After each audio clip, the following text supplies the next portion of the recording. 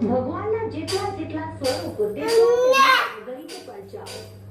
હનુમાનજી જે કળિયુગના દેવ માનવામાં આવે છે અને જેમના ચમત્કારથી માત્ર પૃથ્વી લોક જ નહીં દેવલોક પણ પાવન થઈ જાય છે. તેવા સુરતના ઉમરપાડાના આવેલ ઉમા હનુમાનજી ધામની આજે લઈશું મુલાકાત.